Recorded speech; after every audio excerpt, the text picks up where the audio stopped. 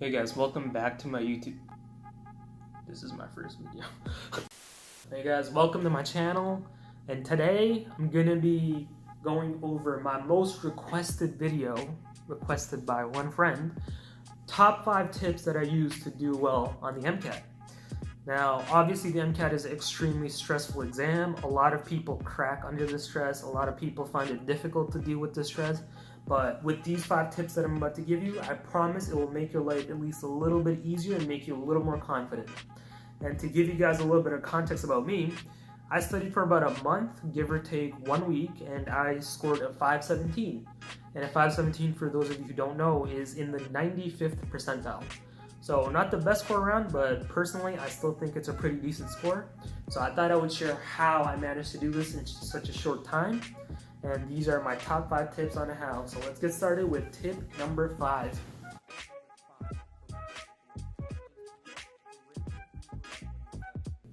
Now let me explain. If you're thinking about writing the MCAT or currently in the process of studying for the MCAT, the question that a lot of people tend to have is, which prep company do I pick? Do I pick Princeton Review or do I pick Kaplan, since those are the 2 biggest companies? And the honest answer for me personally is, you need both. You need all the resources you can get. Because let me explain how this works. AMC, the people who write the actual MCAT, they put out a list of topics that they say could possibly be tested or are testable topics for the actual MCAT. What these prep companies do is they look at this list of topics and they take their best approximation to what information is necessary within these topics. Now this becomes a problem because there's a possibility that something gets tested on the MCAT that you may not have learned about in your specific textbook, whichever prep company you're under. If you have friends who have written the MCAT, I'm sure you can ask them. At least one of them will tell you that, you know, oh, I wrote my MCAT and this passage came up or this question came up about this topic I'd never heard of or never studied about. And the easiest way to, counteract this problem is to simply use a wide range of resources. So for example, if you're with Princeton Review and your friend is also studying for the MCAT and he and she is using Kaplan, maybe study with your own textbook and then ask that person to switch with you. That way, if there is something that your specific textbook has missed, maybe it'll be covered in their textbook. This is most importantly a bigger problem in the psychology and sociology section, because that section was introduced in 2015, I believe, and the issue is no prep company covers that section completely. And what I mean is, no company covers that psychology section well, in my opinion. Now again, if you have friends who have written the MCAT, I'm sure you can ask them. People who stick to just one prep company and study from just one psychology or sociology textbook find that there's a lot of little key terms that they miss or little definitions, because those are really tricky in the psychology sociology section. So again, just use as wide range of resources as you possibly can. A resource I can actually recommend to you, a lot of you may be skeptical to use this, but especially for the psychology section, I think it's pretty important, would be the MCAT Reddit. The MCAT Reddit is full of people typing up notes on whatever they think is important, obviously, and you can look at different summaries of what people thought was important, what people thought was relevant, and eventually you will get a good idea of what everyone else is learning too. Another very, very useful topic, or useful resource actually, would be the Khan Academy Psychology Pack. I believe it's a booklet of, there's 2, there's one with 90 pages and there's another one with like 300 pages. So again, I also found that on the MCAT Reddit. And I've been told, I personally didn't really get a chance to read through the whole thing, but I did take a look at it even after my MCAT, and I can vouch that it is a very good resource and it does cover the majority of the things you need to know. So if possible, I'll have all these things linked in the description somewhere. But for sure, if you are struggling with the psychology section, please look at the subreddit and please look at the Khan Academy psychology note pack or whatever it is. All right, tip number 4, which is emulate your testing conditions. Now, what I mean by this is, obviously a big part of these MCAT is practicing day in and day out all the time. But remember, perfect practice makes perfect. So it's not enough that you just practice, as you see fit. You have to practice under the same conditions that you'll be writing the actual MCAT in. For example, let's say you picked a test date and you live 30 minutes away from the testing center, and it takes you another 30 minutes to get ready. So if the exam starts at 8 a.m. and you need that hour, that means you'll be waking up at around 6:45 or 7. So ideally, when you are studying the days leading up to your MCAT, you want to make sure that you get up at that time, that you will get up on your test date, and you start your practice test or you start studying at the same time that the exam would start on the real test day. Now, this is important, and for some reason it really is underappreciated or flies under the radar because people think it's unnecessary effort. But realistically, this is the only way you can ensure that how well you're performing on your practice is a representation of how well you will do on the actual test. Another example I can give personally is, for the first half of my studying, I studied, at home. I had food next to me. The temperature in the room was perfect, and there was absolutely no noise, so I could focus completely. But obviously, those aren't the conditions that the actual test will be written in. Now, there's no talking in the MCAT, but that doesn't mean that you won't hear people, fidgeting from across the room, playing with their pen, typing, clicking, and all that. So I chose to study in the library after that point. In the library, like in the MCAT, there's no talking, but there are people fidgeting all around you. And I found that it took me a while to kind of acclimate to these testing conditions. But ideally, in the end, it did end up helping me because it trained me to focus under those specific conditions. Now, just like what I've mentioned, you can choose to study at home for a little bit. If you're just reading, that's fine. But when you are taking your practice test, you want to make sure as much as possible that you are in an environment that will reflect the environment in the actual test day. So much like I did, maybe go in the library where there's a couple people around and see what happens then. And this is also useful because you guys have to remember that the MCAT is obviously a test of your knowledge, but it is also a test of your endurance, and it's a test of your stamina. So these are things that you have to build up over time. Now, if I were to, let's say I was still practicing for the MCAT, and I took my practice test I started at about 2 p.m. That means I would end at about 10 p.m. Now, that window of time is when I'm most awake. It's when I'm most alert. It's when I'm most focused. So obviously I'm going to do well when I write my practice test in that window. But the result may differ if I started at, let's say, 8 a.m. Maybe you're still groggy when you wake up, you're still not fully awake, you're not still fully functional.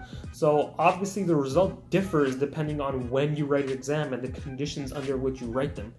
So although it's difficult, I do recommend that you try and mimic your testing conditions as much as possible to what they will be on the actual test day. And this has the benefit of training you to write the actual test and focus under those conditions and kind of build up your endurance over time. So, go to sleep early, about the same hour you would sleep the day before your MCAT. Wake up the time you would wake up for your MCAT and practice under the same conditions as you would during the real test. And all these things will help you be more and more prepared for the real test date and will allow you to know how well you will do on the real test date. Alright, that brings us to tip number 3. Tip number 3, which is review your practice test. I cannot emphasize how important this is, and a lot of people, when I tell them this, they say it's obvious or it's not something that needed to be mentioned, that they review it anyway. but I find that a lot of people don't review it well or review it in depth. If you've been studying for a while and you're roughly getting the same grade in all your practice tests, there's a good chance that if you just review more in depth, that you will improve on those mistakes. Now, when I say review, I don't mean just, flip to the answer and then read why that answer is the answer and then just go like, okay, like, yeah, I get it. It's way too easy to do that, and you don't really learn when you do that. You may learn like a little fact here and there, but it's not going to help you curb those mistakes. So if you take about 8 hours to write the exam, I believe that you should be reviewing for about 5 to 10 hours. When I say review in depth, again, I don't just mean look at the answer and then see why that answer is the answer, but more importantly, put yourself in the same mindset you were in when you wrote the test. Obviously, if you get an answer wrong, it's easy to just brush it off, but ask yourself, why did I get this answer wrong? Beyond just not knowing something, but maybe you misinterpreted the question, or you don't fully understand a topic or a certain concept, or you just got tricked, you fell into like a typical MCAT trap. You need to keep track of these things. So maybe make a list when you're reviewing, like, okay, there were these concepts that I didn't know, these concepts that tricked me, these questions that I misinterpreted. And over the span of several practices, you'll see a pattern emerge. And this pattern will kind of help you curb those mistakes to make sure that you don't make the same mistakes in the future. For me, it was especially in the physics section, I kept confusing some of the equations, and I found out that once I started keeping track of them, I better understood what my errors were. And not just errors in a certain idea, but errors in your thought process. Because the way to really improve is to just change and shift the way you think over time, over your practices. And if you're just looking at the answer and then just saying, okay, yeah, I get it, and just, brushing it off, you're not going to learn as well as you would if you really take the time and consider why you keep making these mistakes. Why is it that in a specific type of question, you make the same error over and over? And I did this for several practices, and over time, I did improve. My score did go up. I believe I was ranging like a 509, maybe like a 510, and as you know, I got a 517 on the real thing. And a lot of that is attributed to me taking the time to review my practices. Right, guys, that brings us to the tip number 2, which is review those AAMC resources over and over and over. I believe reviewing those resources over and over is what allowed me to do as well as I did for the MCAT, and let me explain why. Like I mentioned earlier in the video, that what AMC does is they put out a list of topics that are testable on the MCAT, and these prep companies, they go out and they create their textbooks around those sections of topics that the AMC has listed. And don't get me wrong, they do a very good job. They end up covering like 80 to 90% of the information that they need to, but once again, there are tiny gaps. There are tiny bits missing, at least I feel like. So what these AMC resources allow you to do, specifically I think the question banks, the QPACs and the section banks, I believe they're called. What they'll allow you to do is they'll allow you to assess if you are missing any information by, just doing those questions, see if you get asked something that you haven't really heard of. And if you do, then you know you're missing something, and you know you have to go out and look for it, Google it, review it, learn it. Even more importantly, though, I believe that the AMC resources are really good because they allow you to assess yourself as closely as possible. Now, when you sign up with a prep company, they send you all their textbooks, but they also send you a big workbook. So I was with Princeton Review, and they sent me this thick workbook full of just questions in there, and I did majority of them, if not all of them. Then I went online because they also give you access to a bunch of online resources. And, the online resource has a bunch of tests and extra questions if you feel like doing them. And I did majority of those too. The only issue is these don't reflect exactly how you will do on the real test. For example, I got a 517 on the real test, but on these practice tests with Princeton Review, I was getting like a 507 to a 510 max. And these prep companies are known for being overly difficult or for over preparing you and all that. So don't get discouraged if you're doing practice tests with your prep company and you're not doing the best, because it happens to everyone. Now, the AMC resources, like I said, are important because when you do those practice tests, what you get on those tests will be the best representation that you have on how you will perform on the actual MCAT on the test day. So, like I mentioned earlier in the video, if you wake up early enough, wake up at the same time you'll be writing the test in, and do an AMC test, it's essentially like you are writing an MCAT. And how you will do on that will allow you to understand how well you'll do on your test day. And if you're doing poorly, it'll allow you to assess what sections you need to work on, what tricks you're falling for, what topics you're unfamiliar with, and also how well you're doing and if you need more time. For example, the days leading up to my MCAT, about 1 week out, is when I started using the AMC resources and doing the practice tests. And I was doing fairly well on them, so I felt confident going in. A lot of people, they don't do well, so that shows you that you need more time to study, you need more time to practice, you're just not there yet. So my personal recommendation would be go over those AMC resources, about 2 weeks away from your MCAT, because they will allow you to know exactly where you stand with respect to this test. Alright guys, that brings us to tip number 1, which is arguably the most important thing I could tell you, and that is practice early and practice hard. Now, and a lot of you guys will hear that and think, wow, that was unnecessary, you didn't have to mention that, it's such an important test that everyone's going to practice anyway. But let me explain. So most of us MCAT test takers come from a pre-med background, meaning we're all accustomed to studying and reviewing in a certain way. And that involves, we're given a set of information that we need to know for the exam. We go on and we learn it, we memorize everything, and then everything's okay because we just use it on the exam. But the MCAT is different.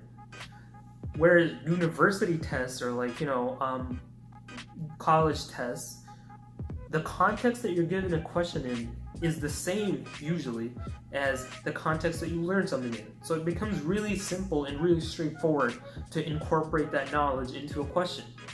Whereas the MCAT is slightly different because for those of you that don't know, it's a passage-based exam, meaning that at the beginning you will be prompted to read a 1 to 2 page passage on which could be on anything, and then you can answer the 5 to 7 questions on the side.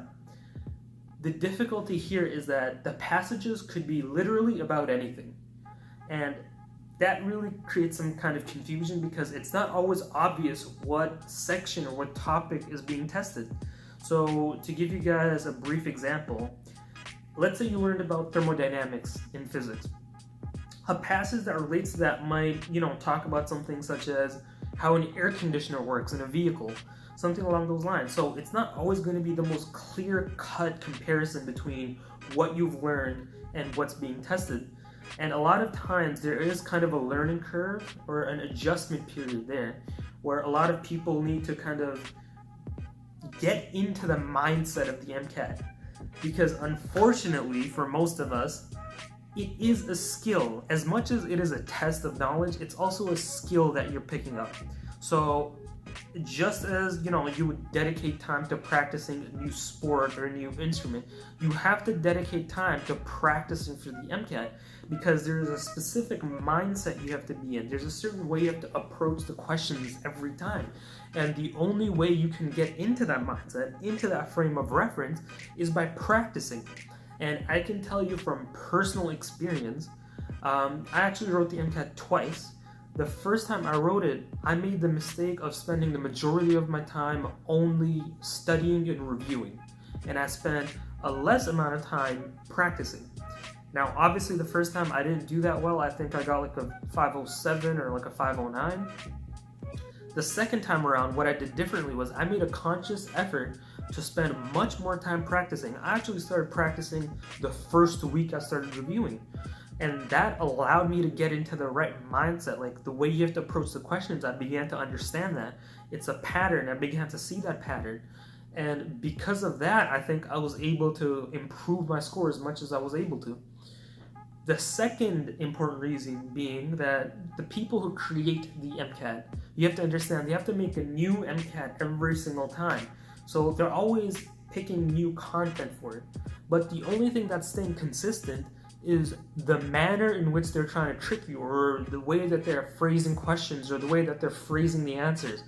So the only thing you can actually properly prepare for is, how to address every single question.